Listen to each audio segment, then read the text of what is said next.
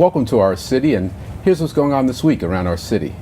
On Monday, September 15th at 6 p.m., Mayor Bowles will join members of the El Salvadorian community as well as other Elizabeth residents for a flag-raising ceremony. The event will take place in front of City Hall, which is located at 50 Winfield Scott Plaza. Then on Tuesday, September 16th at 9:30 a.m., Mayor Bowles will attend a pool tournament at the Stephen Sampson Senior Center located at 800 Anna Street. On Thursday, September 18th at 12 p.m., Mayor Bowles will attend the 100th birthday celebration for Mr. Sam DeLeo. The event will take place at the Peterstown Community Center, which is located at 418 Palmer Street. Then on Saturday, September 20th at 1 p.m., Mayor Bowles will join the Health Department and participants at the first annual Prostate Cancer Walkathon in honor of Prostate Cancer Awareness Month. The event will take place in Kellogg Park, which is located at North Avenue and Madison Avenues. If you need more information concerning these or any other events this week, please call the Public Information Office at 908-820-4124. And we'll be back for this segment of Our City after these words. Thank you.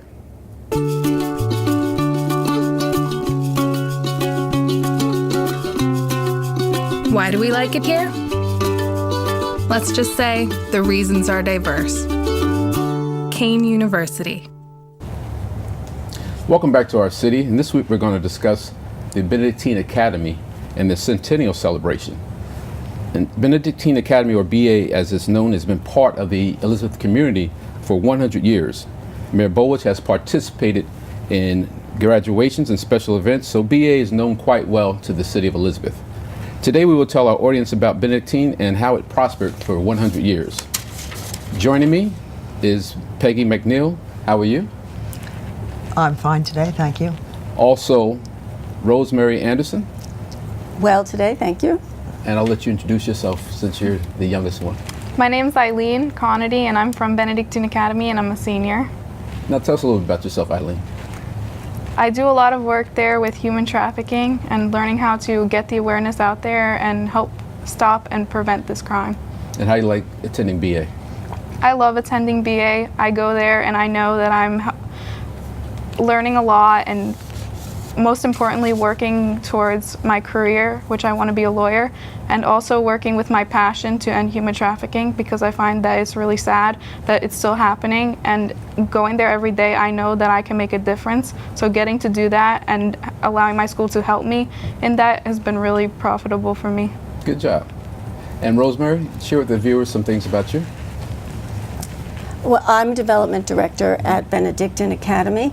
I work with the President, Sister Jermaine Fritz, to raise money to help keep the school going, to be able to offer scholarships and help the girls who want to come to the school. I'm happy to have the opportunity to tell you a little bit of history about the school today. The school is excited. We're all excited because we're celebrating our centennial.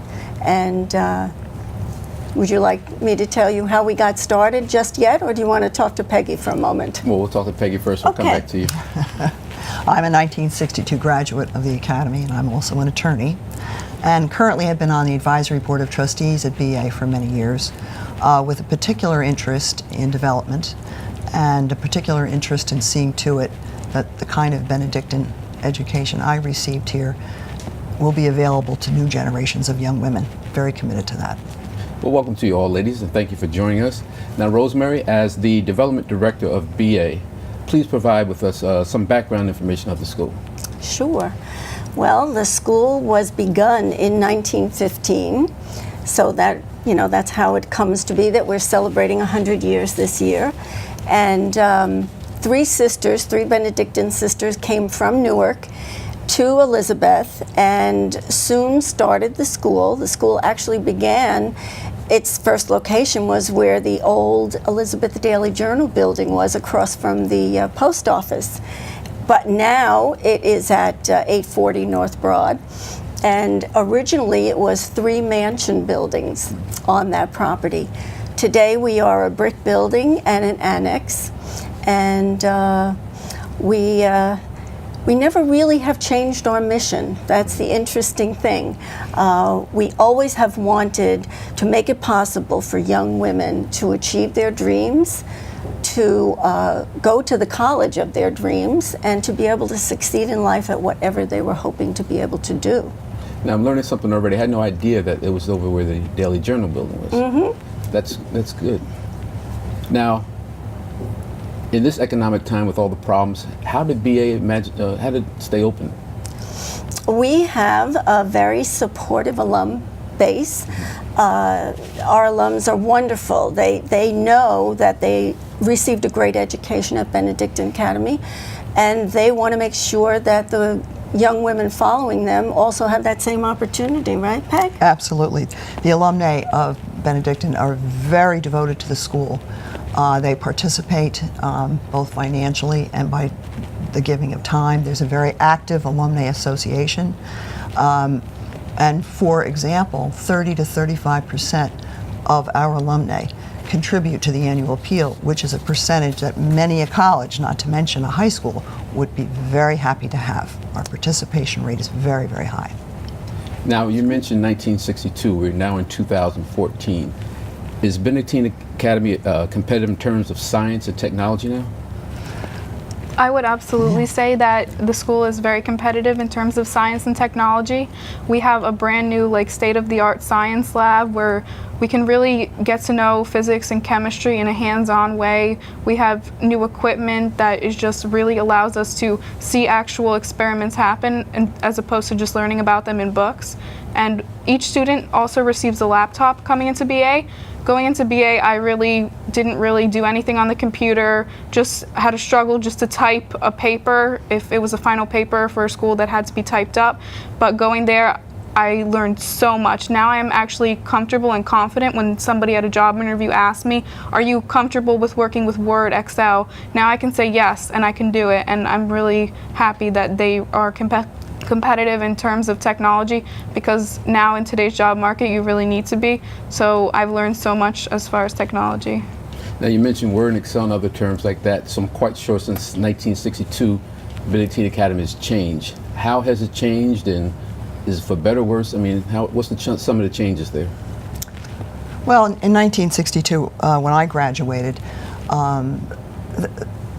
the school was a wonderful place to be. It was a community.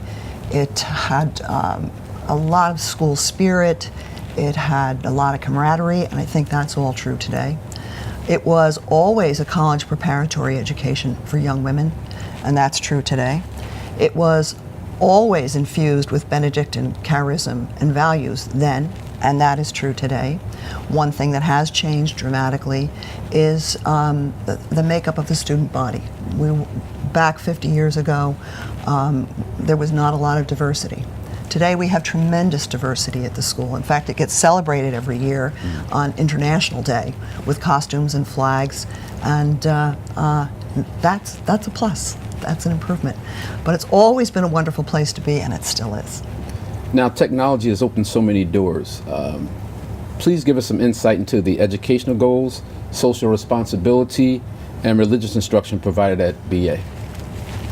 Well, technology was so infused into the curriculum that they really taught us how to use a computer or any piece of technology in any way that we could possibly need it. So for math class, we could use it as a calculator or to plot a graph. And then we go into science class and we can look up videos on how to balance equations or use an interactive periodic table. And English, so many tools that we can use for peer editing. And really the goals of the school is really just to help a student learn, grow, and progress so that they can get into a college. And using the technology, they really show a person that there's more to life than just textbooks and writing. It shows us how to be interactive with our world as opposed to just sitting back and listening and writing. So a school open 100 years obviously has had some major accolades. And one has been that you have won some prestigious awards and gained outstanding recognition nationally. Tell me about the Jefferson Award that you won. Yes, we have won the Jefferson Award 4 years in a row. Thanks to Mrs. Mikowski, who really has led the charge with that. With our students, we have been recognized by the Jefferson Award organization. It's a national organization co-founded by Jacqueline Kennedy, was one of the people who began it way back when, some decades ago. But Benedictine Academy was acknowledged the first time in 2011 because they were the best new school. They created an award for the Benedictine Academy girls.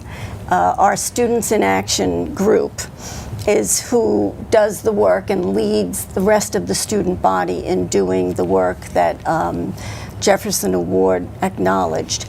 In 2012, we were acknowledged on a full basis. We had complied with all the criteria. Then in 13 and 14, we were recognized as ambassador school, which means that Benedictine Academy is helping to spread the word to other high schools. The Jefferson Awards is really known also as the Nobel Prize for Public Service. So our young women are out there leading the charge to help raise awareness of and eradicate human trafficking. It's a pretty big project for young women to be taking on. Now, as you mentioned human trafficking, I looked on your website and you have some extensive news about that. Also, the students have addressed Congress in support of legislation to stop human trafficking. Is that correct? The state legislature, right? Yeah, we went to Trenton in the New Jersey House Assembly. We testified for a bill for stricter laws for the people that traffic other people. We just really wanted to show people that it is important to stand up for these people that are losing all their rights, that human trafficking is modern day slavery. And our major basis with working with human trafficking is really education, that knowledge is power and knowledge will give people the freedom that they deserve. Now, you one of the students involved in the research on this?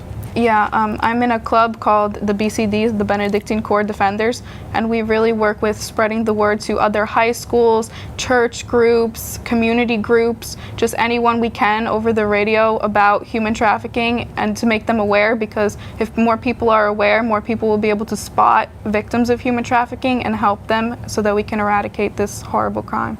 While others were out celebrating and getting crazy over the Super Bowl, you took another approach, which is very yeah, we filmed a public service announcement with Assistant Attorney General, and just really, again, to spread the word, get more information out there so that more people are aware of it, that it's happening everywhere, and that it's just a horrible injustice. Now, when you say everywhere, is it happening here in New Jersey? Yes, of course. New Jersey, the United States, the whole world, even in little small towns, counties, everywhere it's happening. And if someone wanted to help the cause, how can the viewers help? Well, one thing you can do is to look at the signs and learn about the signs. Human trafficking is modern day slavery. So there's two forms of it. There's sex slavery and labor slavery. So some examples of the labor slavery, for instance, could be at supermarkets, hair braiding salons, nail salons, or a helper in someone's home. Just really look for people that might be too young to be working where they're working. They should be in school maybe. People that don't talk to anybody, maybe people that don't speak the language, or people that don't seem to have their IDs or any form of proof that who they are, because that could be signs that they're being suppressed. And there's a phone number that people can call. Oh yeah, if people, once they realize the signs and they think it might be human trafficking, there's an anonymous toll-free number that they can call. It's 1-855-NJHT, and it's basically a place where they take hints or information that could help them crack down and save victims of human trafficking.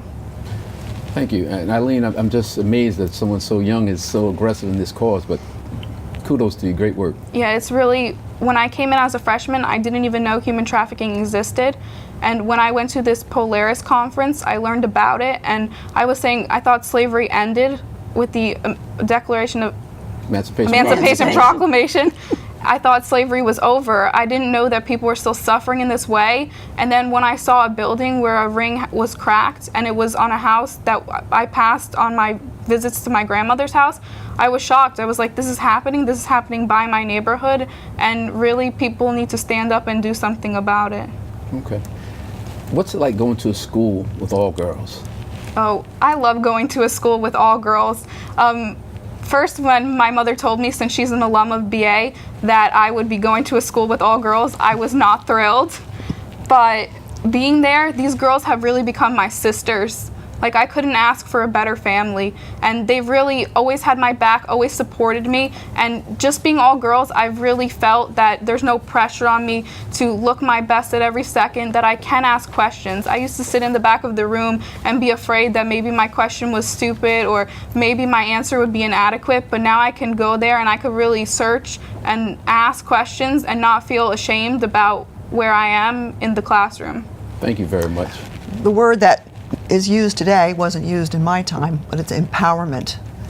We were empowered to do what we did, to go on to college, to get degrees, to achieve. And these young women are being empowered the same way today. Well, I want to thank you, ladies, for joining us for this segment. We're going to cut to a commercial. We'll be back with some more. We'll talk about the great works happening over at Benedictine Academy. Stay tuned. After these words, we'll be back with the second half of Our City. Thank you.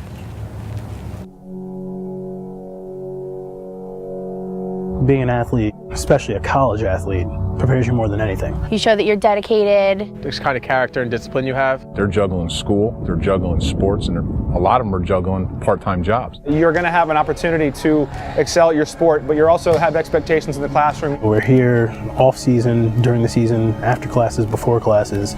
You do what you have to be the best. We're really dedicated to this. Just stay dedicated, don't fall out, don't slack. The facilities are Division I facilities on a Division III campus. From a coaching standpoint, that makes it easy to recruit. You get excited about the possibilities of the kind of athletes you can bring in here. Teammates are definitely family. The coach really brings our team together really well. It's not just your team too, it's all the other teams. Everyone's family. You're Kean Athletic. You'll never find another campus like this.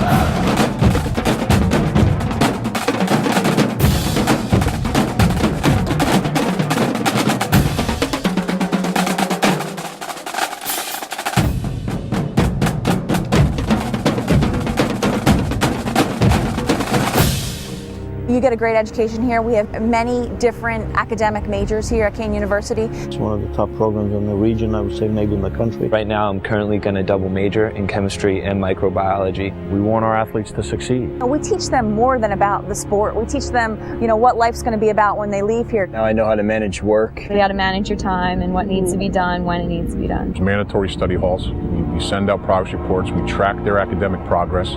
So if there's any area you need help with, math, tutoring, reading, education, any of those categories, you can go to the advisors and they'll actually help tutor you and get you going on the right track.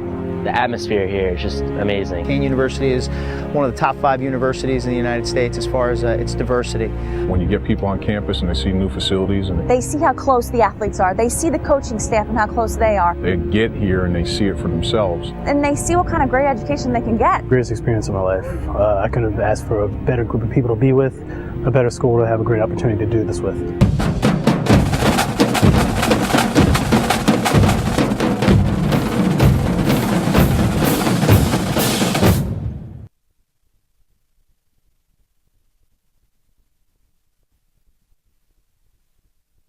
The Kean Highlands Project is a new campus for sustainability science majors. It's a 41-acre parcel, which is pretty diverse. It's forested, it's got open fields. It's known statistically that when students are able to feel and actually touch what they're learning, the retention rate is much higher. It gives us the opportunity for long-term research, for staging of various projects. Being able to work out in the field will afford each student a great opportunity to really get a hands-on feel. And actually being able to be immersed in nature pretty much 24/7. Welcome back to the second half of Our City, where we're talking about the success of Benedictine Academy over 100 years.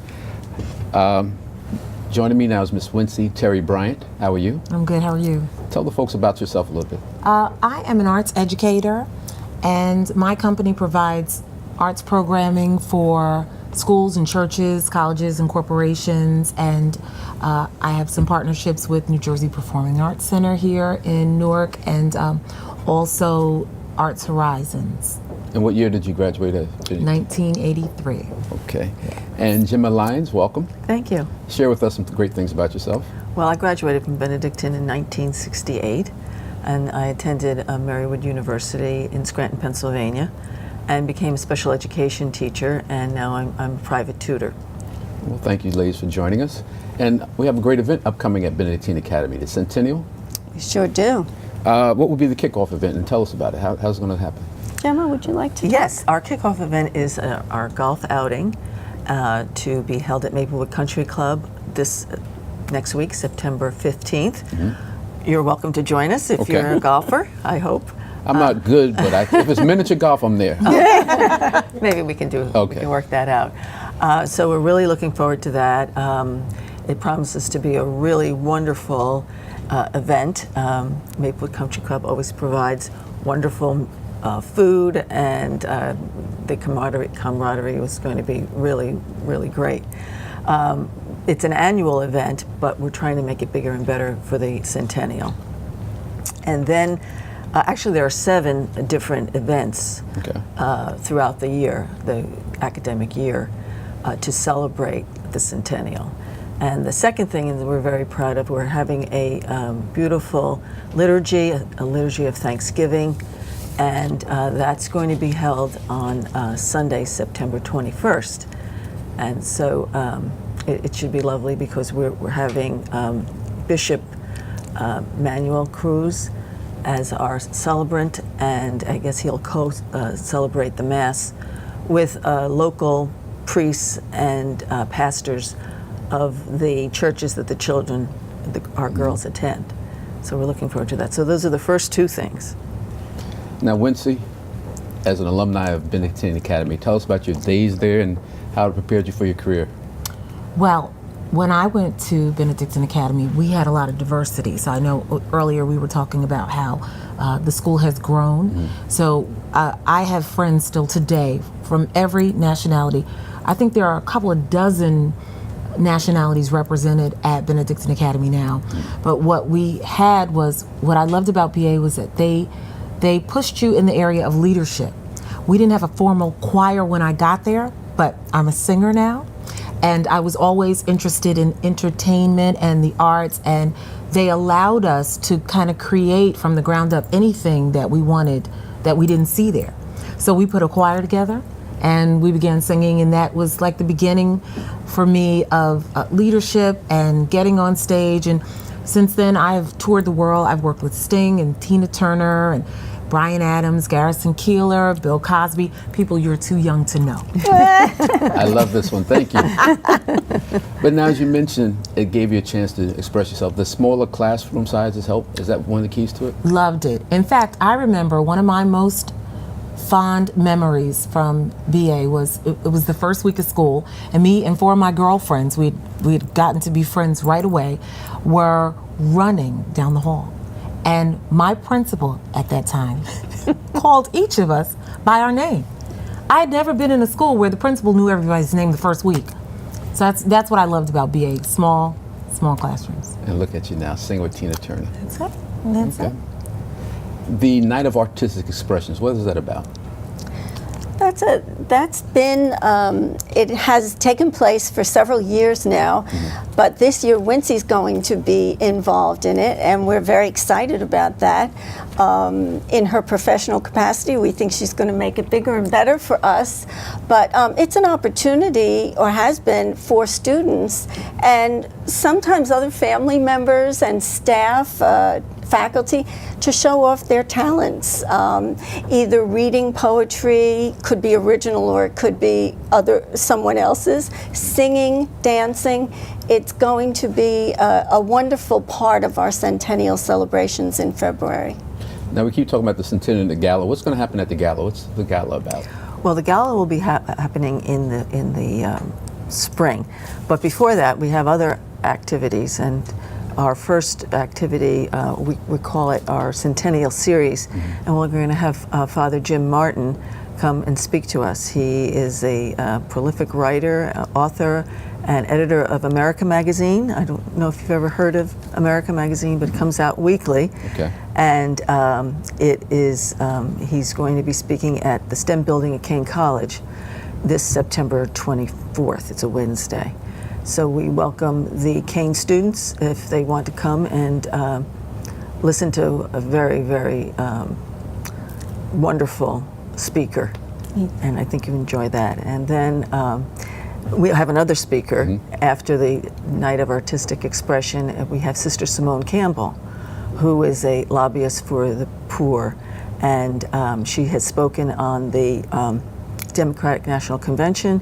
She's been on NPR, and she's very high profile. She is the force behind the nuns on the bus who go from state house to state house and advocate for the poor, immigration, and health care. And then the gala, and that's our one of our final events, and that will be taking place on April 24th at the Galloping Hill Golf Course. So we're looking forward to that.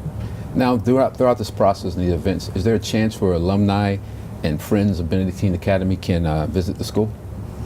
Yes, actually, the next day we're inviting everyone to come back. So many of our alumni say they want to come back and see the school. So we have that planned, and we're going to dedicate, have a dedication to Sister Germaine Fritz, our president, and the Benedictine sisters for 100 years of fantastic service to their students. Is there an alumni association, or does the alumni meet frequently, or how does that work? Yes. Yeah, they do. Barbara Lamort is our alum association chair, and if an alum sees this program and is interested in reconnecting and being part of that organization, we can put her in touch. They can call the development office at the Academy. The number at the Academy is 908-352-0670. Extension 5 will get anybody in the development office. Now, it sounds like once you're a member of BA, you're always a member of BA, and even after you graduate, you come back and you continue to give. Is that how it works? That is the case. I mean, and you want to do it, because I actually have 3 sons. I tried to send them to BA, but it's all girls. That's how I feel about BA. BA, you see the influence on your life and what great things they're doing. I'm actually participating in the Human Trafficking Project. So I worked with the girls in songwriting and other ways to express themselves and get the information out about human trafficking. BA has a menu, like a plethora of great initiatives that any alumni or anybody could really participate in. Well, I want to thank you ladies for joining us. Our time has run out, but much continued success, and maybe 150 years someone else can sit. It won't be me. Right. Much continued success to the folks over at Benedictine Academy. Thank you very much. Thank you for joining us for this segment of Our City. And once again, we wish Benedictine Academy much continued success, and we'll see you on the 200th anniversary on Our City. Thank you.